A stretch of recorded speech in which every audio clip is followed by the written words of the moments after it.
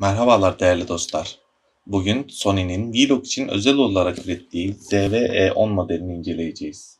Sony daha önce Vlog için ZV-1 modelini üretiyordu. Bunda bir takım değişikliklere gidip ZV-10 modelini piyasaya sürdüler. Türkiye'ye geleli birkaç ay oldu ve ilk incelemelerden biri sanıyorum bu video olacak. Tabii ki çok detayına girmeyeceğim çünkü saatler alacaktır. Ama birkaç önemli özelliğini testlerle ve karşılaştırmalarla size aktarmaya çalışacağım. Detaylar daha sonra umarım. Hadi başlayalım. İşte karşımızda ZV-E10'un kutusu. Vlog için yapıldığı kutuda büyükçe vurgulanmış. Bu kutu işi neden bilmiyorum ama bayağı seviliyor. Biraz evirip çevirelim.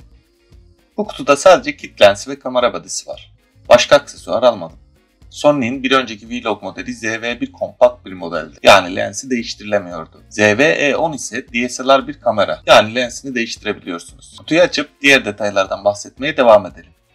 ZV-1 ile ZV-10 arasında biraz boyut ve ağırlık farkı var. ZV-E10 biraz daha büyüdü ama kameradaki sensör de büyüdü. ZV-1'de 1 inç bir sensör varken bu modelde 2 katından daha büyük APS-C sensör bulunuyor. Kameradaki ISO ve batarya performansı geliştirilirken NFC ve kulaklık girişi gibi yeni özellikler de eklendi. Kutudan çıkanlara göz atalım. İçeriden bolca evrak çıkıyor. Garanti belgeleri, hızlı kurulum kılavuzları, lens için ayrıca belgeler, aksesuar kılavuzları vesaire. Kullanmadan önce mutlaka hızlı başlangıç kılavuzunu okumalısınız. Oldukça büyük bir kullanım kılavuzu da kutudan çıkıyor.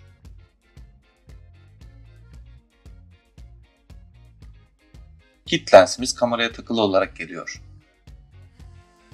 Bunu bir kenara alalım. Bir adet Amerikan fişli kablo var. Bunu Amerika'ya giderseniz kullanırsınız. Paniklemeyin. Avrupa tipi fişli kablo da kutuda yer alıyor. Bunları adaptöre bağlayarak kullanıyoruz.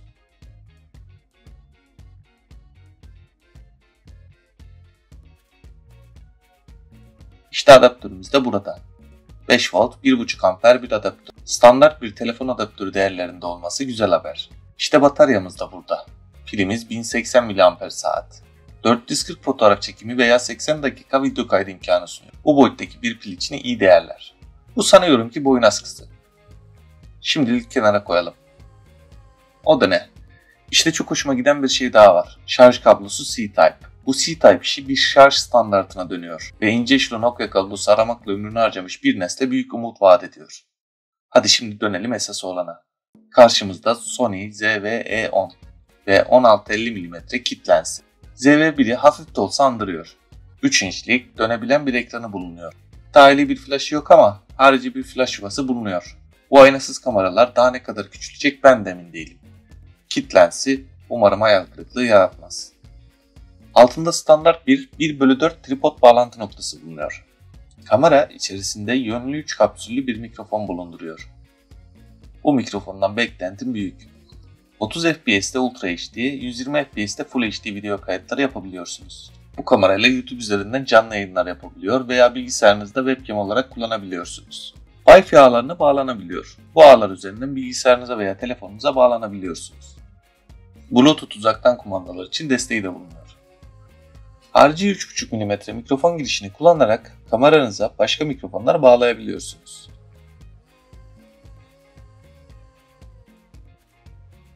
Lensi alt tarafındaki düğmeye basıp saatin tersi yönünde çevirerek çıkarabiliyorsunuz. Aynasız bir kamera olmasından dolayı lensi söker sökmez sensör ortaya çıkıyor.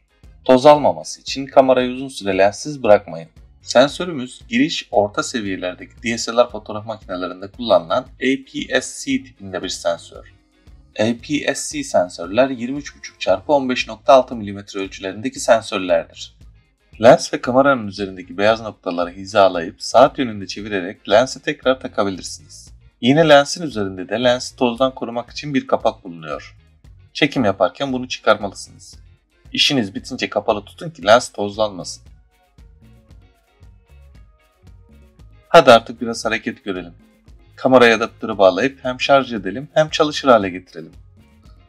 Adaptörümüzün 5 volt 1.5 amper olması çok iyi bir haber. Yani standart bir telefon adaptöründe bu adaptör yerine kullanabilirsiniz. Siz yine de mümkün olduğunca orijinal adaptörü kullanmaya çalışın. Bataryamızda orijinal ürün etiketi bulunuyor. Söylediğim gibi 1080 mAh bir batarya. Sony'nin iddiasına göre 440 fotoğraf veya 80 dakika video kaydı vaat ediyor. Kamera, pili bitse bile elektriğe bağlıyken çalışabiliyor. Bu, pil sorununu ortadan kaldırabilecek, sıkıntılı durumlarda hayat kurtarabilecek çok iyi bir özellik. Ama unutmayın, kamera açıkken piliniz şarj olmuyor. Şarjın başlaması için kamerayı kapatmanız gerek. Kameranın altındaki pil yuvasını açıyorum ve pili yerleştiriyorum. Mandalı lock konumuna getirip yuvayı kapatıyorum. Pil boş, kamera çalışmıyor. Şimdi elektrik bağlantımı yapacağım. El kitabından okuduğum kadarıyla kameranın pil boş olmasına rağmen açılmasını bekliyorum. Kamerayı kapatana kadar pil şarj olmayacak ama ben kamerayı kullanabileceğim. Kameranın yanındaki kapakçıyı kaldırıp giriş soketlerime ulaşıyorum. En başta 3.5 mm kulaklık girişi bulunuyor. Onun yanında HDMI girişi, onun yanında da C-Type girişi mevcut. İlk denemelerimin ardından kamerayı kapatıp 5-6 saat dokunmayarak tam şarj olmasını sağlayacağım. Yeni lityum iyon pilleri ilk kullanımda en az 5-6 saat şarj etmek akıllıca olacaktır. Kamerayı şarja takınca HDMI girişinin yanında turuncu bir ışık yanıyor. Pil tamamen dolunca ise bu ışık sönüyor. Şarj durumunu buradan takip ediyorsunuz. Bu arada ekranı hiç denemedik. 3 inçlik ekran çeşitli yönlerde dönerek kolay bir kullanım sağlıyor. Videolarda D3100 ve cep telefonu kullandığım için bu yeni teknolojiye alışmak uzun sürebilir. Kendinizi çekerken ekranı bu şekilde kendinize çevirip çektiğiniz görüntüyü kamera ekranından takip edebilirsiniz. Özellikle sokakta çekim yapanlar için oldukça faydalı bir özellik. Evet, artık heyecanlı bekleyiş sona ersin ve kamerayı açalım. Bizi ilk karşılayan ekran dil seçim ekranı. Sonra tarih saat ayarlamamızı yapıyoruz. Ekranda dokunmatik desteği var. Ancak bu özelliği sadece netleme gibi fonksiyonlar için kullanıyorsunuz. Menüler arasındaki gezinti ve işlemler sağdaki tuşlar aracılığıyla yapılıyor. Bu kadar küçük bir ekranda dokunmatik işlem yapmayı ben şahsen çok istemezdim. Ama isteyenler için bir eksiklik kabul edilebilir bu durum. Çok fazla menü ve ayar var ama ilk inceleme videosunda bunları çok detayına girmeyeceğim. Hadi kapağımızı açıp elektriğe bağlıyken kayıt yapıp yapamadığımızı deneyelim. SD kart yok uyarısı verdiğine göre aslında niyeti var. Bu Sony ZV-E10 fabrikadan çıktıktan sonra ilk defa çalışıyor. Heyecanlandım ve biraz öylece izledim. Kusura bakmayın. Kutudan çıkan bu parçaya Ölü Kedi ismi veriliyor. Mikrofonu dış ortamlarda rüzgar sesinden koruyor. Kameranın harici flash bağlantı bölümüne takarak kullanıyorsunuz. Kameramızın aynasız bir DSLR kamera olduğunu söylemiştik. Hemen aynalı bir DSLR kamera ile karşılaştıralım. Benim 10 yıllık emektar Nikon D3100 kamera. Aradaki boyut farkını ilk bakışta fark edebilirsiniz. Aynasız modeller kesinlikle çok daha küçük ve hafif. Biraz daha pahalılar ama buna değip değmeyeceklerine siz karar verin. Tabi aradaki 10 yıllık teknoloji farkı da cabası. O kadar bahsettik, şu ayna mekanizmasını bir görelim o halde. Nikon'da lensin altında ayna mekanizması görülebiliyor. Sony'de ise lensin altında rengarenk parlayan sensörümüz mevcut. Bu sensör Nikon'da aynanın altında. Hadi kapatalım, makinelerin içi tozlanmasın. Gövdedeki o boyut farkına rağmen iki makinenin de LCD ekranları aynı boyutlarda. Çünkü boyut farkını yaratan temel faktör deklanşöre basıldığında açılıp kapanan ayna mekanizması.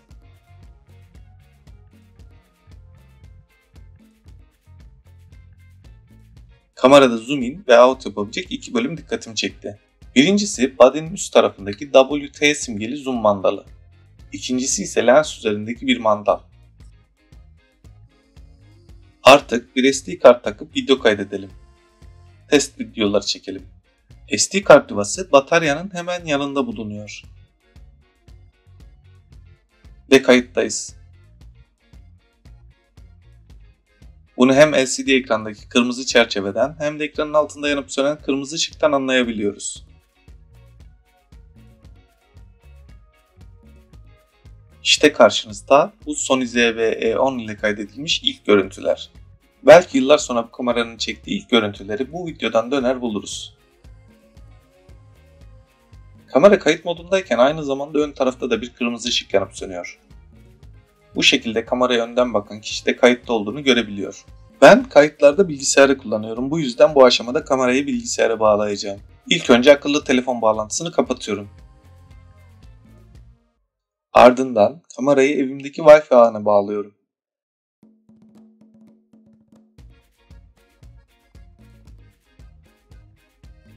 Uzaktan kontrol işlevini etkin hale getiriyorum. Eşleştirme seçeneğine geçiyorum. Bilgisayarıma Sony'nin sitesinden Imaging Edge Desktop programını yükledim.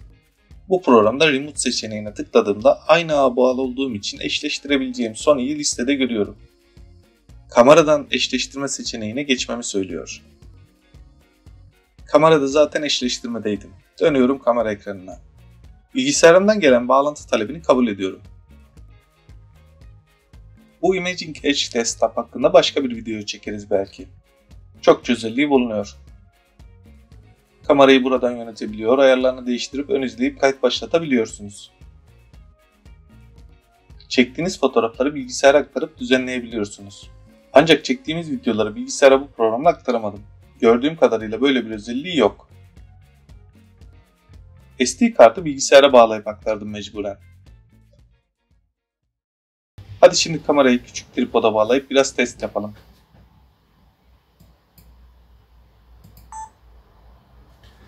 Evet değerli dostlarım. Hangi kameraya bakmalıyım? Güzel. Evet. Sony ZV-E10 kameramızın testine devam edelim.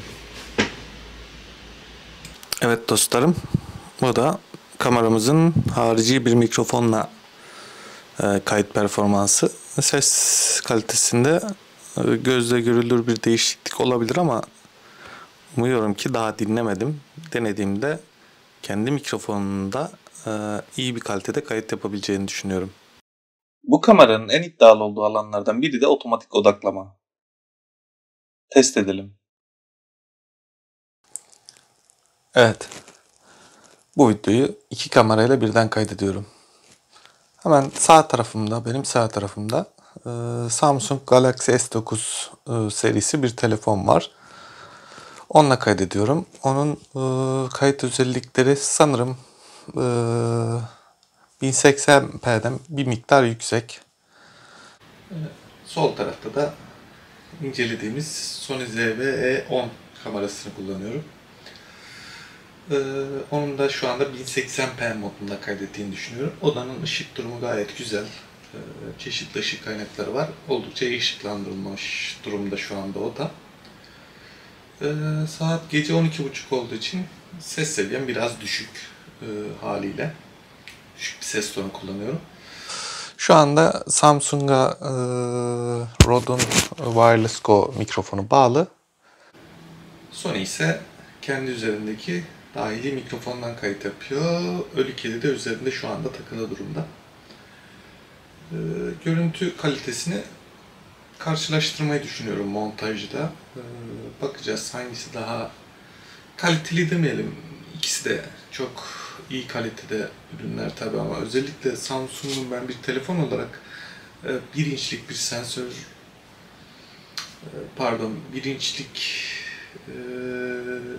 telefonlardaki sensör boyutunu şu an tam hatırlayamadım ama bildiğim kadarıyla küçük sensörler kullanıyorlar. O sensörler için çok kaliteli bir görüntü kaydettiğini düşünüyorum Samsung'un. Sony'nin sensörü daha büyük. Özellikle bir önceki Vlog modeline göre daha büyük bir sensör kullanıyor. Değiştirilebilir lense geçti. SLR mantığına geçti. Yani bu Vlog kamerasından ziyade bir DSLR kamera oldu. Aynasız bir DSLR kamera oldu. Haliyle görüntüde de ayarlarla ilgili olabilir, ışıkla ilgili olabilir. Yani sizi yanıltan bir şey olursa bunun sonuçta yan yana koyduğum anda Samsung daha iyi gözüküyor vesaire derseniz de ayarlarla ilgili olabilir. Dediğim gibi ışıkla ilgili olabilir. Yoksa Sony hem daha büyük bir sensöre hem değiştirilebilir lenslere sahip oldukça başarılı bir kamera. Yeni de çıktı. Özellikle karşılaştırmalı video eklemek istedim ki görüntü kalitesi arasındaki farkı görün. Ses kaydında karşılaştırabiliriz. Özelliklerini daha detaylı konuşmaya videoda devam ederiz. Biraz değişik video örneklerini deneyelim. Burada tripoda bağlayıp 1080p'de E5'i çektim. Bu aynı çekimin bir bölümünün %20 yavaşlatılmışı. 120 FPS'e kadar çekimler yapabilmenize rağmen ben burada 50 FPS'in yavaşlatma örneğini ekledim. Cihazı 4K ayarına aldım ve artık 25 FPS'te videolar çekiyorum. Biraz görüntüyü küçülterek 1080p'ye sığdıralım. Bu da akşam karanlığında hareketli bir yürüyüş videosu testi.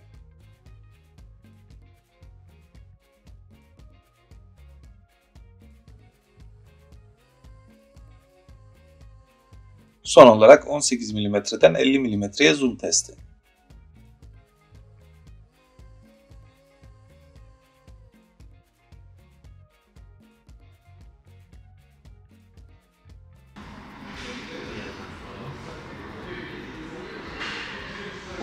...39 dakika 30 saniyedir şu an kayıtta. Temperature işareti mi o ya hakikaten? Isınma uyarısı mı veriyor? 4K video testinde yaklaşık 40 dakika sonra ekranda bir termometre işareti çıktı ve sıcaklık uyarısı vermeye başladı. Hakikaten de makine ısınmıştı.